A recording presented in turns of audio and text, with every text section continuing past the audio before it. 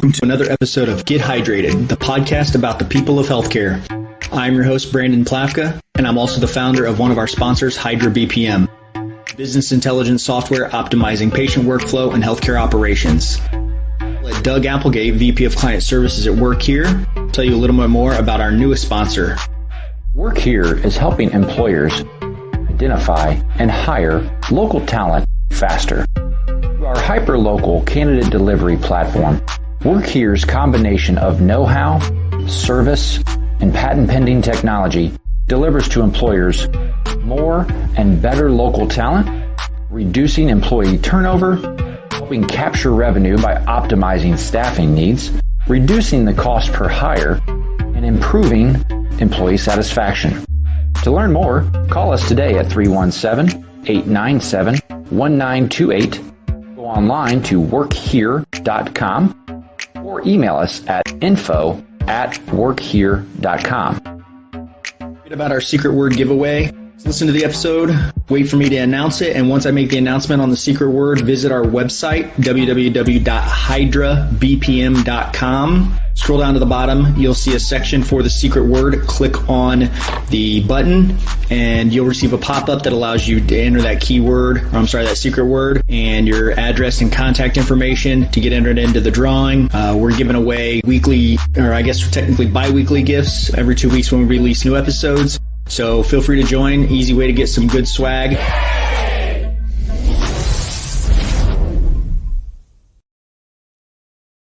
And one more thing before we get started. Be sure to stay tuned to the end to hear some behind-the-scenes coverage. Guest today is a passionate clinical therapy leader in the state of Texas. Although if it wasn't for what would seemingly be a misplaced program major listing in the School of Arts, she may have never known about occupational therapy.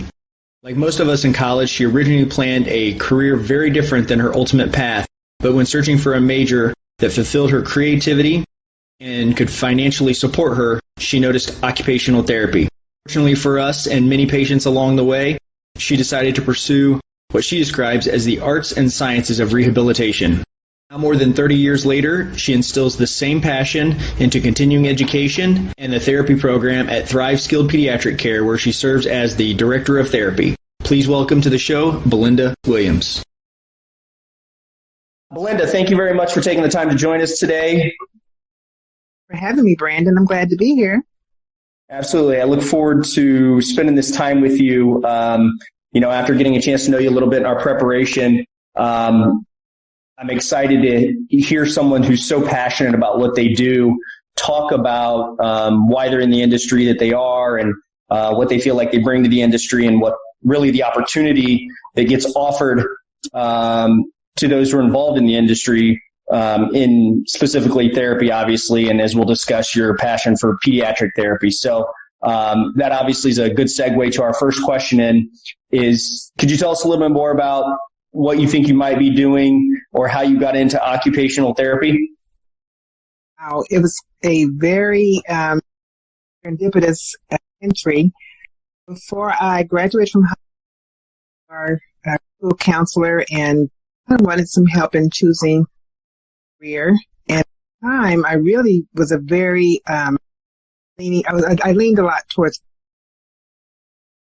some type of artist, but even at that young age, I had known about the performing artists, so I knew I didn't want to do that for sure. So we happened to start looking through some university catalogs and we started looking in the School of Fine Arts. Just weirdly enough, occupational therapy that year was listed under the School of Fine Arts. Kind of a battleground that they had. Everybody who had ceramic weaving had to be in of Fine Arts. When we read the definition of occupational therapy, this has to be it. It's an opportunity to be creative while also helping people. And I had found that actually it's even better than I expected. It was a great, great blessing. And when you say it was even better than you expected, obviously probably in the beginning you had no expectation because you weren't really familiar with it.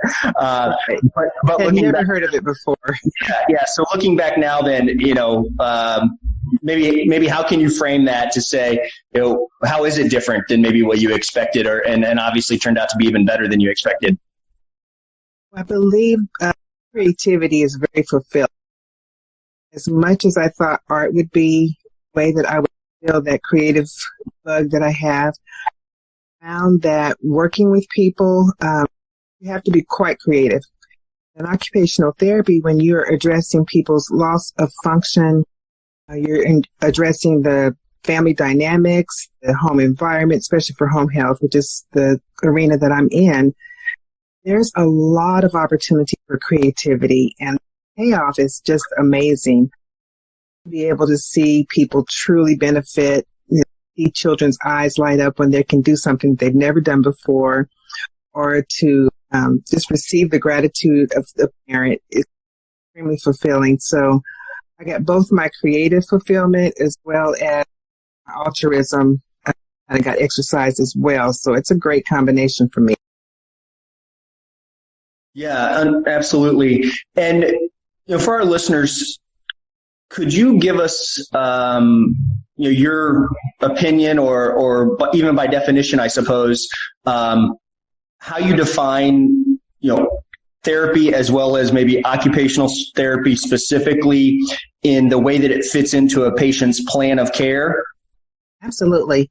Occupational therapy is an art and science of rehabilitating people who have lost function due to illness. Or I've often felt like occupational therapy was probably the stepchild of rehab therapies.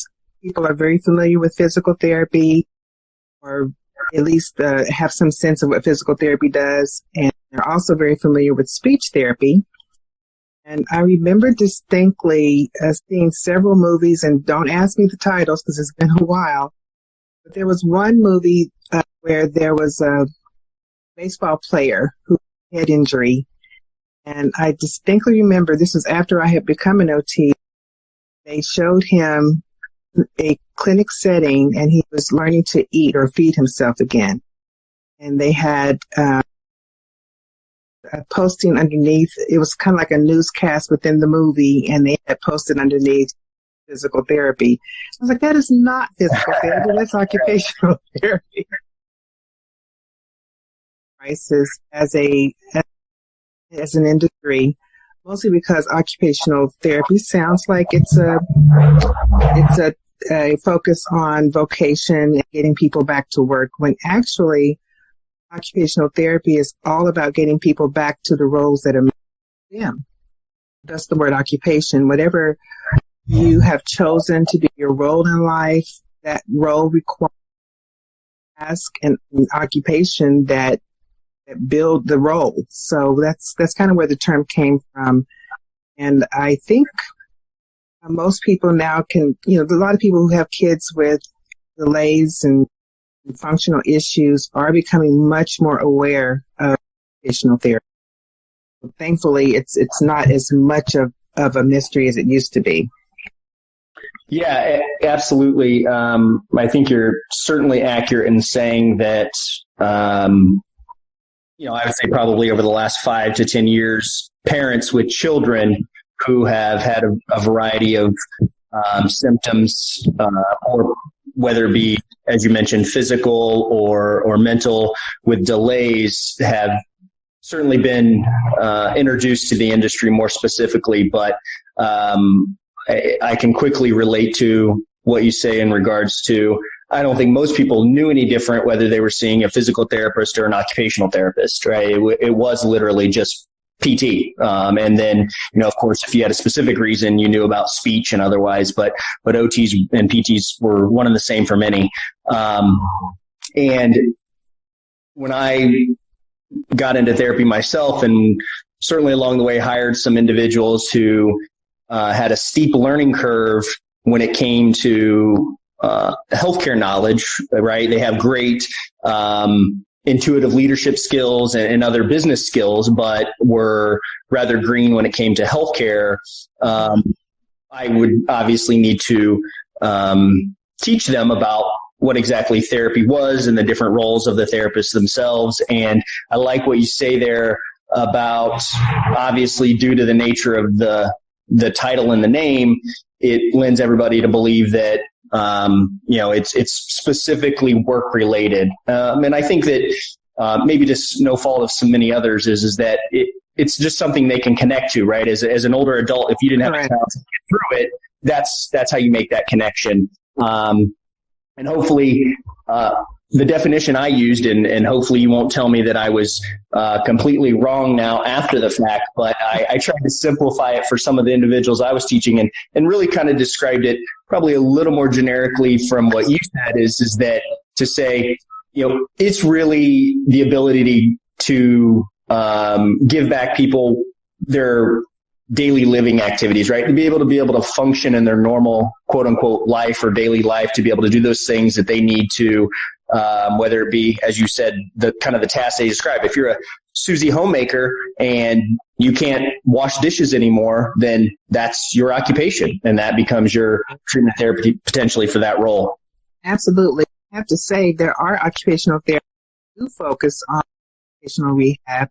That is one of the settings that OTs work in. We're pretty, I would say we're the most fungible, the most diverse in the settings and the roles that we play as OTs.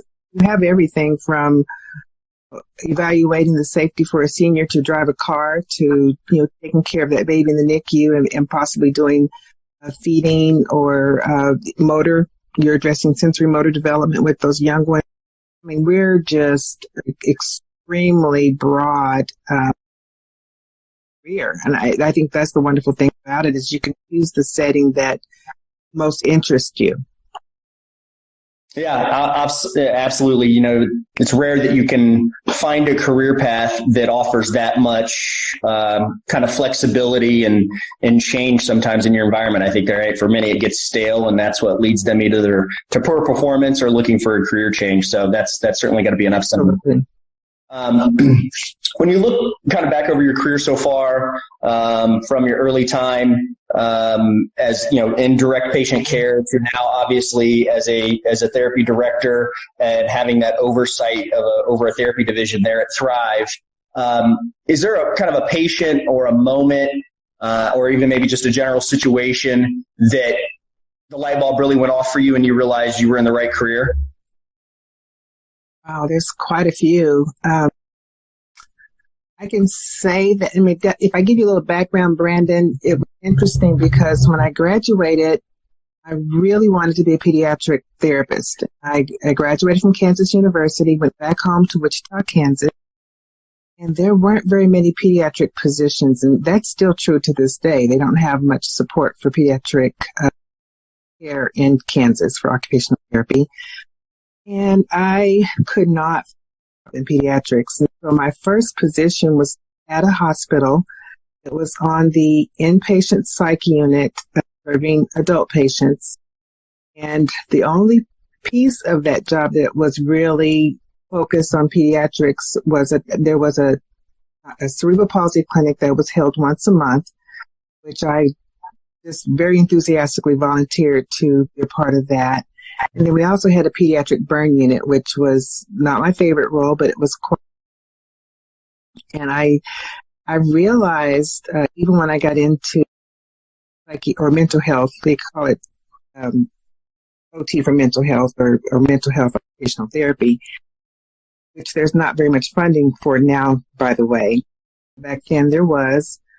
And I learned a lot. I learned a lot from the patients.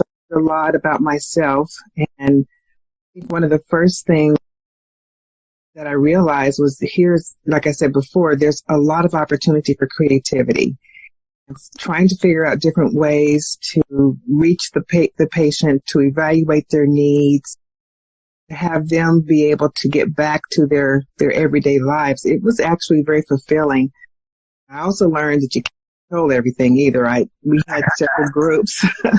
I mean, you think you graduate, you've got all the answers, save the world. We were in a group session one day, and this was a group of senior patients, and one of my ladies in the group decided she'd just go over to the corner, and they wander around all the time. I didn't think much of it. She went to the corner and she hiked her dress up and straddled a trash can and just commenced to urinating. Oh my. And I looked over and I was like, no, don't do that. And she started to kind of waddle away from the trash can. I was like, it's okay, go back. So I kind of learned humor. Can't control everything. And since then, there's been many moments that just kind of come to mind. I can say, Brandon, a few years ago, I received an email from a mom who said that I treated her child in preschool. It was when I worked in California in the school district. And strangely enough, I remembered the child's name. We had a very unusual last name. She just said she saw me on LinkedIn.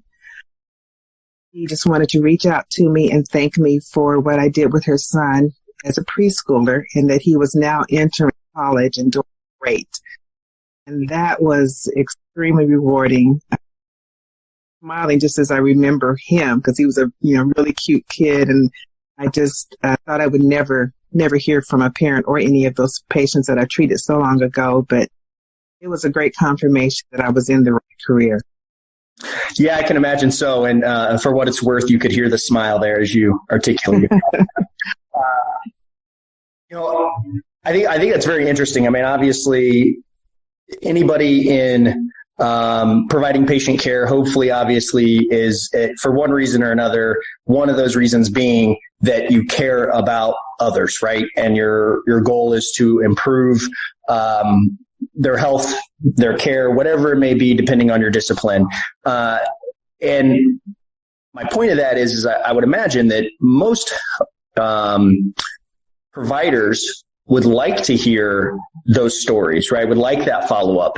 But I also at the same time can't help but seem to think how probably maybe few parents and or patients reach back out and do those things. And certainly it sounds like after, such a long time. And so, circling back, probably have our answer, but, from your side and your experience with your colleagues and others that you worked with, how frequently does that type of story happen? And or do you hear providers saying that they wish that it happened more often? I don't hear it very often. It's pretty rare. And I think in our today's setting where you have parents that are dealing, especially if they have kids with any kind of combination of issues, those parents are quite overwhelmed with lots of care providers. So I think most of the feedback that we get is pretty instant. As soon as we feel like we're getting ready to discharge, that's where you're getting a lot of your thank you, your gestures of appreciation. Very rarely do people reach out years after the fact. And I mean, I've been in my career over 35 years now. So that email over 20 years later. So it was kind of a shock. So I do think it's a pretty rare situation. Yeah, I was going to let you do the math there. I did in my head, obviously, when you said preschool and he was entering college, but I certainly wasn't going to be the one to call that out. Okay. So, I'm glad you mentioned it there. Yeah, I mean, I think that's obviously a rather extreme circumstance. And, I may be speculating, like I said, as somebody who's not, a provider, but at the same time as somebody who's very empathetic and involved in healthcare. At the end of the day, although on the business side, much of that same purpose is to be able to help others in one way or another, whether it's not directly or not. I got to think that a lot of providers would like to hear those stories more often, even if it comes further down the road, because like all of us, they're still human. And, 5 years into your career, 10 years into your career, 20 years into your career, I would imagine over time, seeing enough patients and not hearing it enough can cause you to lose sight of why you do it. And it probably can only take one patient like your circumstance that becomes a very heartfelt reminder of why you got into the industry in the first place. That's true. But I can say too, Brandon, you've done a great job with your evaluation, creating a plan of care that is on target, and you achieve your goals. That's also confidence. always nice to get it from somebody else, but it also, there is a self-confirmation when you go, you know what, I got them from A to B. I can see the difference. As I said, those moments, even as soon as you're finishing up and you're in a discharge visit with that patient, seeing the look on the faces, they don't have to really say it all the time. It's very confirming. So I don't want you to even think that we don't get those accolades. We get them, but they're not always as. Yeah, absolutely. And I think that most patient, or well, I shouldn't say patients. I shouldn't say most providers either. I would imagine some providers really have to work to be conscious of noticing those things. So that will kind of lead me to my next question: is that something that you find yourself now in a director role needing or having to talk about in terms of those providers recognizing those positive affirmations, either verbal or nonverbal, from, obviously being in pediatrics, it's either coming from the parent and or the child, depending on their age. But is that one of those leadership responsibilities that you feel like you take on to, I would imagine, help further develop the therapist? Is that something that you're doing? Absolutely. I feel like now at this phase of my career, where I don't actually do direct patient care anymore, but I do feel like I still impact thousands of kids every day just by developing other therapists and developing therapy leadership. And I provide continuing education courses as well, which I did one just last Friday. And I always make it a point to try to appeal to the passion, to appeal to our true spirit of, why we went into the career. And I usually use the word healers when I'm talking to a group of therapists, because that's what we do. And I think that in itself is very fulfilling. I do try to remind them that sometimes we are the difference in a child's life, especially in terms of a home health setting. I feel like a therapist that's going to the home is able to see more of what the child's needs are. Sometimes we're the only person that recognize hidden needs. So, for example, if that family doesn't have adequate equipment, if you're trying to do feeding therapy with a child, there's no high chair. If that child's being brought to me, or if I see the child in the acute setting and they go home, I may never be aware of that. But being in the home and I see, well, they don't have proper seating equipment, I can address that. So I always I literally take time out of my continuing education events to thank them for what they do, for helping them to appreciate that they're in a unique situation. They're in a unique position to help that family get those other needs taken care of and to give them alternatives. Sometimes there isn't the money to get exactly what you would like a family to have, but being able to help them work out a good option is always fulfilling too. Yeah, absolutely. And given that you're with, in the Thrive role now, refresh my memory, just to confirm, you are only providing home health. You guys don't have outpatient clinics as well. Is that right? Correct. Thrive is a pediatric home health agency.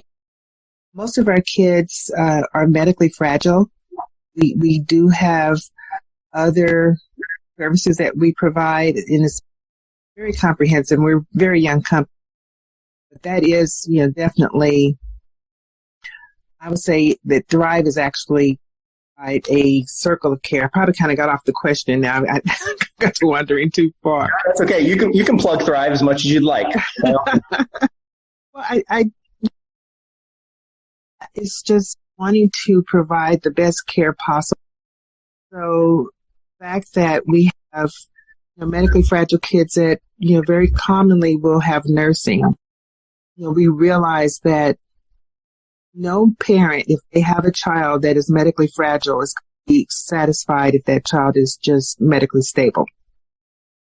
They're going to want that child now to become normal, quote unquote, as possible. They be able to to walk, talk, eat, play like any other kid to the best of their ability.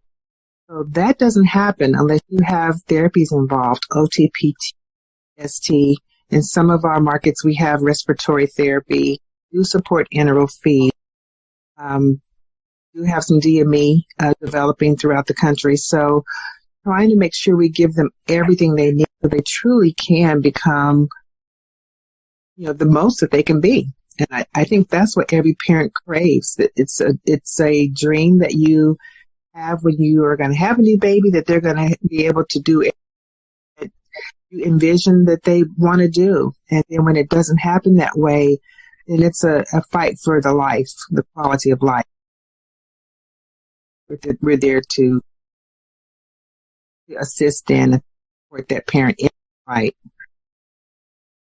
Yeah, and as someone who has worked for an organization that did provide, as you described, the kind of the full circle of care or the entire patient spectrum when it comes to care, is internally a lot of times, and then of course as the patient, you can see the value in that. Nearly right away. Ideally, right, there's great communication. There's good communication in regards to plan of care and bringing awareness to the other disciplines about challenges that might be occurring with this patient and or their progress. Unfortunately, I don't know that we'll say that the insurance industry always recognizes those things, for lack of a better way to say it now, equally, right? There's yes. Very clearly a very distinct opinion about the difference between approving care for skilled nursing versus therapy, right? That is certainly not, in most cases. I mean, there's certainly going to be exceptions depending on what the diagnosis and issues are with the patient, but in generally speaking, there's a large gap between the way they recognize the two. Would you say that's pretty fair to say? Well, you said that so nicely. It's almost that was the goal. It's almost an understatement across. Insurance companies are for-profit organizations, just like we are. However, I think maximize the for-profit as opposed to the caregiver who's really face-to-face with that child every day. And you kind of forget that there is a person at the end of the story here. And that's one of the things that I do passionately educate therapists about, because I feel like our battleground is in documentation, trying to tell the story of the patient to that payer. As we know, with Texas being just really in hot pursuit of managed Medicaid, or they're not in pursuit of, they have accomplished managed Medicaid. We're only a few years into it, and it's turned out to be quite a struggle. It's a noose around the neck of access.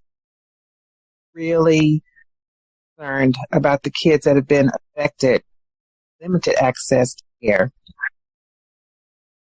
Yeah, and you and I spoke briefly about this again and during kind of our preparation, and I have covered this on previous calls. Dedicated an entire episode to it, but talking about that transition from Texas, for Texas into managed Medicaid, and I actually went and tried to do some follow-up research on some of the pain and profit story, and to see what some of the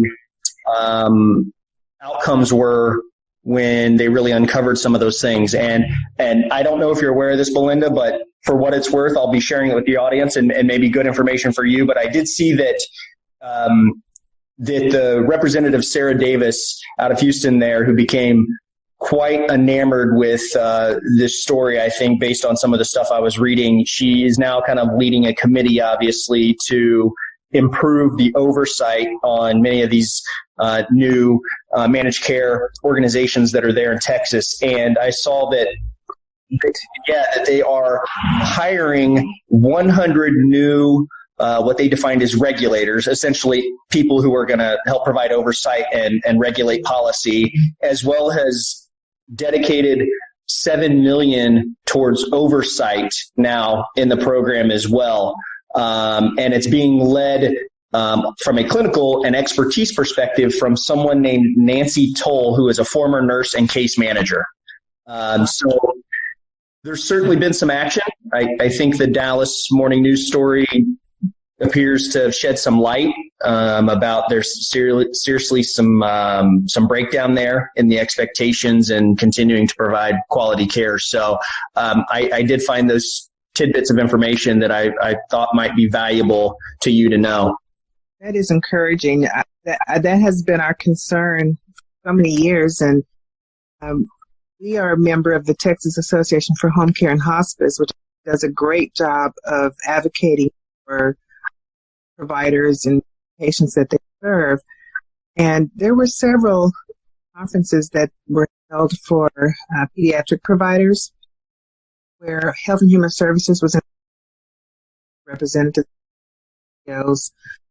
And while there was, I think, some beneficial exchange back and forth, I think the main takeaway from each and every one of those meetings was that we were at cross purposes.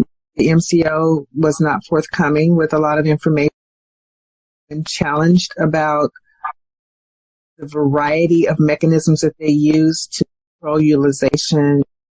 It's frustrating us, providers. There was just no sense of concern or responsibility on their part. It really was a frustrating experience to see that happening in front of us. We had a panel of MC. Almost none of them showed any about our frustrations that were being voiced. Yeah, I'll be honest with you, Belinda, as somebody who has been on the operations side and business development side inside of healthcare, and, on the surface, someone who may not have that same level of empathy for patients. Yes, as somebody who's in the direct care role, why do you think that is? And before you answer that, let me kind of preface my forethought on it is you hear that story a lot. You hear so-and-so executive director of so-and-so all the way up to the executives of multi-billion-dollar companies, don't seem to understand what's happening at that patient level. And that is, certainly a theme that you hear consistently over and over again when we talk about quality patient care, treatments, services, hours, visits, whatever it may be, not being authorized. A part of me always kind of wanting to put myself in each other's shoes. I do work really hard at being, very understanding in taking that position, certainly when it comes to something like patient care, right? And right. I shouldn't say immediately, it's taken years to get to this point, maybe in some level of maturity as well, is, taking a step back and being able to see, of course, as a provider, your primary, as it should be, concern is that patient's well-being and kind of to some degree doing whatever you can to get that patient back to its best possible, get that patient back back to their best possible life, I should say. Wow, that was a tongue twister apparently this morning. But then secondly from that, you have, as you said, you have other individuals who are not directly related to that patient, don't have a face and a name, don't have a connection to that patient, and their responsibility is to many other individuals to run an organization that's profitable. That way all those individuals keep their jobs, to the shareholders if they're a public company. There's certainly a deep level of responsibility from those business leaders as well.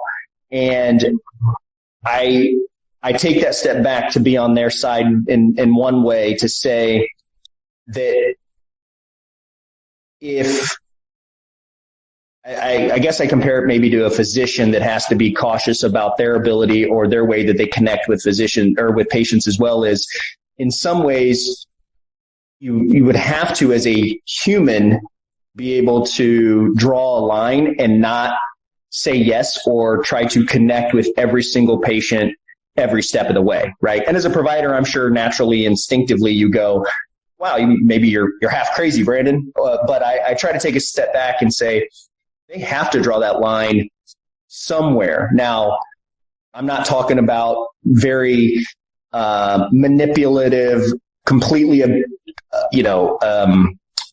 malicious attempts at doing certain things. That's a whole nother story. But I'm saying kind of in that day-to-day operations, those individuals have to be able to, or probably are trying to draw a line of responsibility to those in the company, but then also understanding that you can't connect to, every patient and say, quote unquote, yes, every time something didn't go the right way when it came to approval. Kind of a long-winded circle back there, but I'd kind of love to hear your thoughts on managing those two, especially as now somebody who's a director as well and not involved in patient care. So, Brandon, I think here's the thing that I get really focused on. I try very hard, and kind of going back to what I'm doing in continuing education, I really feel like therapists need to be very well educated about the healthcare system, about the payers' concerns, because sometimes they do have some valid concerns, but also the mechanisms that they're putting in place, which are often really capricious and unfair, but also their ethical responsibility, and at the center of all this, what is owed to the patient. And we get it. There has to be a business model that works for the payer, for the provider. We get it, or we're not going to be able to provide anything for that patient. So I feel like for the therapist, I'm trying to have them focus on several things, one of which is providing ethical utilization of services. So we're not asking for more than the patient needs, and we're definitely not undercutting that patient's need. We're presenting that patient's story in the best light possible, so that we're making sure that the payer who never sees this child gets a chance to understand, hopefully approve those services. And then also educating the families, making sure the parents are well prepared for the eventual discharge from services, and that way they can sustain the progress that their child has made. I have met medical directors from payers, and really want to, and I still want to, connect with them at a level where we can work together. I feel like there's been several that I've had with some payers where they said, yeah, this is something that's possible. We could work together. We can work together and come up with some standards and rules that really make sense for the patient and for our business models. But often, when I meet those medical directors, I immediately, and there's a couple, incidents just in the last 5 years, where the immediate message they got when they found out that I was an occupational therapist is, there's just so much fraud out there, so much fraud. And they focus on a few horrible stories, truly horrible, where you have some individuals who have taken advantage of the system.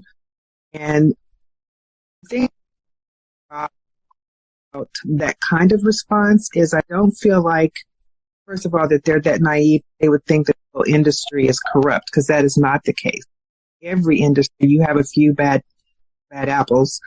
But for them to focus on that and cling to that as a justification for now undercutting children's services is just unforgivable. It's very disheartening to me. And when I can see the very intentional mechanism of putting in lots of additional standards and loopholes and hoops to jump through and increasing those year by year, the burden on us as the provider has gotten to the point where it takes a therapist, literally, 2 hours to 4 hours, depending on what type of issues that child has, to write the type of evaluation and kind of care that will be understood, respected, and authorized by the payer. So it's definitely a very increased burden on our part, and I try very hard to educate the therapist about the best approach, because documentation is really our only. We don't even have the opportunity I think are real peer-to-peer opportunities. We don't get to talk to the viewer who sometimes is a nurse. I've been told sometimes it's just a trained person that doesn't have any kind of background, and sometimes it is. But in my viewpoint, if there's going to be a peer-to-peer review of a denial between the payer and the provider, why aren't we having therapists talk to that reviewer and comparing notes so that they can understand why those services are being requested and what they realistic. In our current model, we have the ordering physician who talks to the medical director, neither of which has provided directly any of the therapy services. I have great respect for our doctors. I have a daughter who's a doctor of doctors, but they don't understand always firsthand what's going on with therapy. I don't really expect them to. They've got their hands full in delivering the medical care. And so we really are setting ourselves up, or the payer has set us up to basically be more vulnerable to upholding those denials. It's a really difficult bar to jump over to get the denials over. So it's definitely a struggle. We're definitely in a battleground right now. Yeah, I without question can relate to your point about the challenges that get created by having the physician kind of take the lead on that. I mean, there's a reason why therapy is at a completely different subset and skill set within healthcare, right? There's a deeper level of understanding that the physicians just aren't trained on. So it obviously holds a lot of weight to say that they're not probably the best person to be handling that call or that process, certainly. And, you know, I think about my time in my previous organization, as I said before, was actually in Texas, so I can relate very well to some of the challenges that you see there in your role and at Thrive. Is these individuals who certainly are not in therapy, but they are the case reviewers. They're giving a set of standards to check some boxes, and if those 5 things aren't there, or the 6th thing is there that shouldn't be, it's immediate denial, right? Right. There's no holistic approach to understanding the entire picture. It's a process rather than a evaluation, I guess maybe is a way that I kind of think of it off the top of my head. And so, you know, obviously from an expeditious perspective, in some ways there has to be kind of that checks and balances, of course, but that individual also has to have the ability to understand at a deeper level what's happening. And to your point, if they don't, then the highest level of expertise of individuals need to be the 2 that get on the phone and talk about it, whether it's a third-party therapist that comes in as part of that conversation, if it's on the payer side, and then, of course, obviously the treating provider or the therapy supervisor, you know, whoever's most appropriate on the provider side. But in a previous conversation, we touched on that very significantly, in that you look at these authorizations that come over and they're looking for a single reason to deny. And Right. That's very easy to do when I think we obviously should be looking at the 100 ways to find approval, right, for that patient. Absolutely. That's the point that I make in my trainings. I talk about motivated reasoning versus just being openly searching for the truth. You have motivated reasoning, you can always find something to uphold your decision. So it becomes quite easy to deny. Sometimes the things that we're denied on are really arbitrary to the actual treatment plan. You didn't check a box. You didn't put in exactly where they got their last services or something, to that effect. I mean, or PT or OT having to report on the language that they provided the care in. Pretty obvious if they're writing the care in English, and they didn't make any note that the child speaks another language. It's the family understood the language you were presenting the evaluation in. I mean, it's extremely frustrating. It's the volume is just the other part of it. At one point a few years ago, I just counted the number of items that we were just entry information. There was over 150 informational entries that we were making for the average occupational therapy evaluation. Wow. And is that going into that's quite a burden. Pardon? Fields or checks that you're putting into an EHR or into the forms? Is that what you're suggesting? Yeah, that was when we were still on paper. So that was including check boxes or blanks that had to be completed. Okay. And so I gave up after 150. There was more than that, but that's a lot. When they come out with additional requirements that really are not really cogent to whether or not it's appropriate to provide care, it's definitely, it's obvious it's a mechanism to decrease or discourage the provider from even asking for a lot of work. That's right. And, the irony of that, it's not ironic. It's very intentional. And I'll say it for you, since you're still working in that market. We'll let you play down the middle if you like on that. Is one way it's quote unquote this process that they would claim is to be more efficient, right? But at the same time, circling back to what you had said, made a point about is that, of those 150 items, let's say as an example, if the fourth item in isn't a checked box, it's immediately denied and they don't go any further. Right. And so it's very easy for them to then immediately get on their soapbox and say, well, you didn't follow the process. You had the directions, blah, blah, blah. And they're using that to what their point would be as a form of efficiency, that they have this, checks and balances system. But at the end of the day, at some level, common sense 101 about business process operations would tell you that if you're doing that so frequently, it begins to have a reverse effect, and that you're actually slowing the process, right? You have so much that if you're kicking back so many of those, you're actually making it take longer. It's like what I used to preach to my operations team is about emailing, where everybody is so quick to email because it's just faster. Well, yeah, at some level it is, but there's a point where, and the rule I made was, if it was a 3 to 4 email exchange, if it was beyond that, you better pick up the phone and call, because at that point, it's slowing you down. And I think that same philosophy can be applied to this in very much the same way, is that if you're doing literally every single time that somebody misses a box, you're pending so many authorizations or denying so many authorizations that you're essentially compounding it going forward, because you're going to have new ones coming in as well. And so absolutely, the ultimate, which kind of leads you to the point, Brandon, I think on the payer side, I do have some empathy for the reviewers.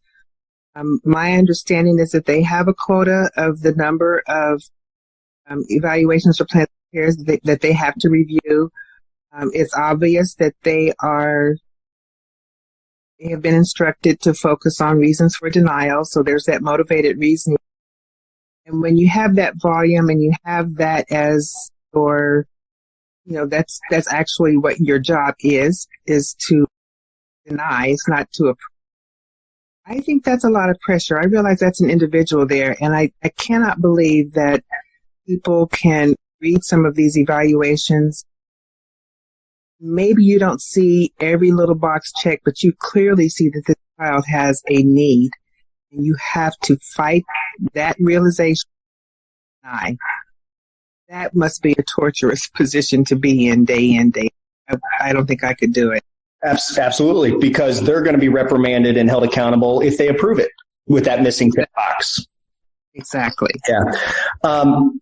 I don't want to put you on the spot here. I don't know if this is something that you track or look at, but we're talking a lot about, obviously, denials, authorizations, the amount of administrative burden around all that.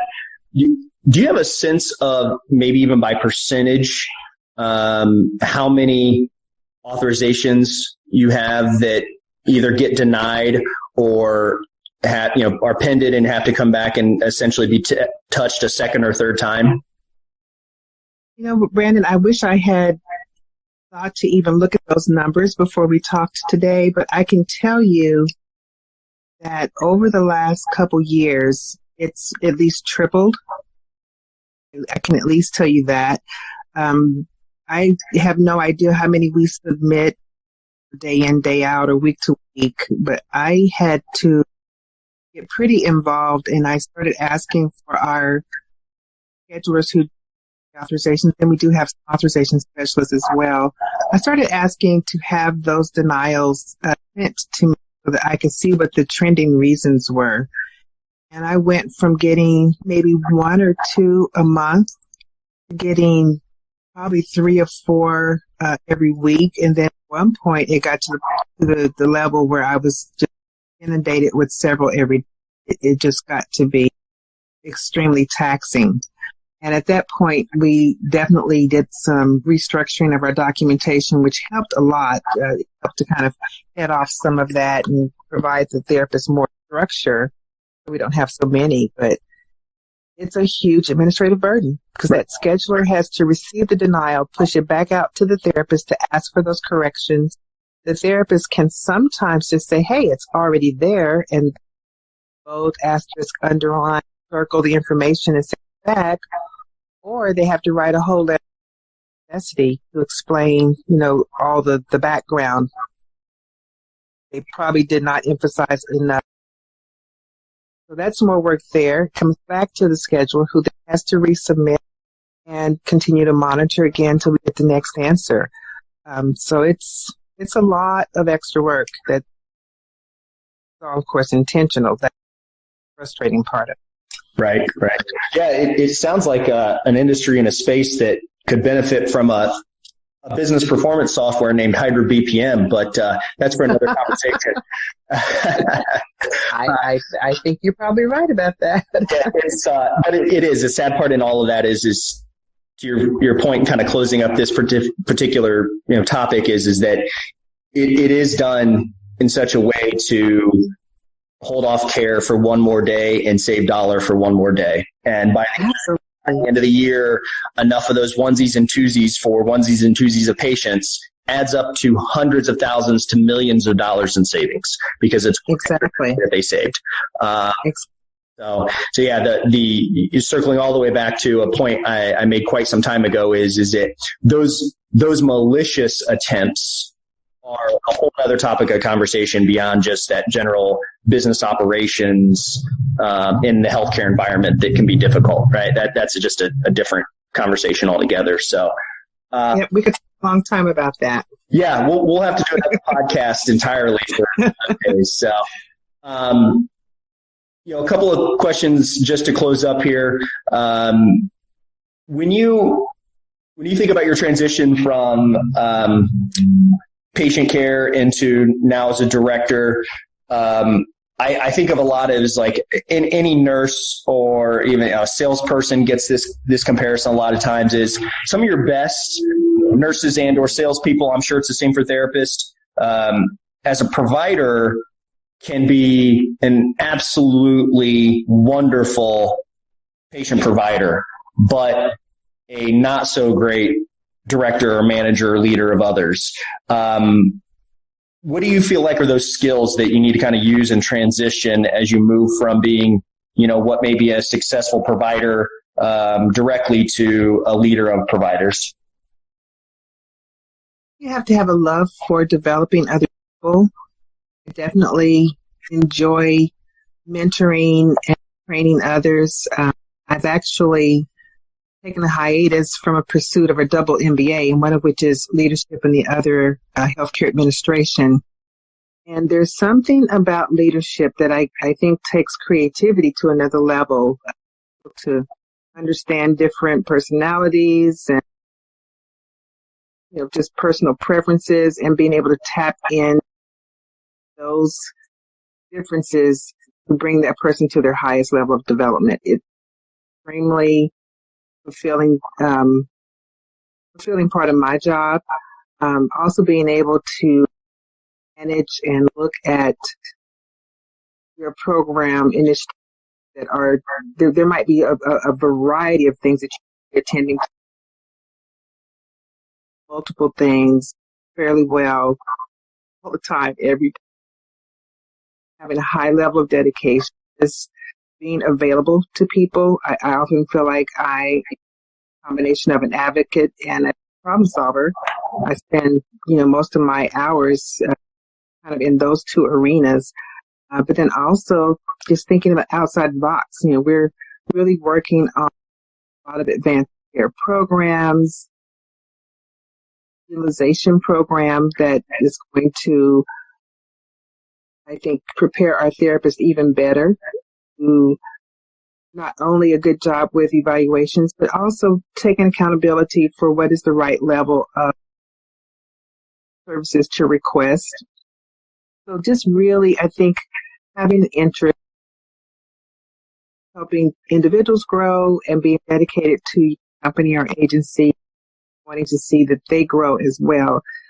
I think that dedication is probably, this is a very circuitous answer now. I've gotten kind of lost in my own answer. But I do, oh my gosh, yeah, there's just so much, Brandon. I do think developing others, the growth and development of your company are key. Yeah, and you mentioned an interest in developing others, and as someone who's been in leadership roles now for a while, I would also suggest the idea that it's beyond just interest, it's an ability to, because just because you're interested in doing it doesn't mean you're good at it or you can. And it's that difference in that transition from, as a provider, knowing what you're doing very well, and it's actually helping the patient, but then it's being able to translate that skill to get somebody else to do it. And that is an entirely different skill set, without question. And frankly, to your point, a skill set that many aren't interested in. So you first have to have I agree. But then you have to have that ability to be able to translate that skill to someone else, which is really where the leadership comes in my opinion. So I believe that, as Brandon, with the leadership that I've been under, whether it's a manager or owner of a company, the difference between the ones that really caused me to grow and develop was compassion and caring. So if I had a leader or a manager who really cared about me, gave me time, gave me direction, those were the ones that I was able to flourish and grow under. I believe at least you have to have, those qualities of compassion and caring for the people that you're leading at a minimum, and then you can go from there.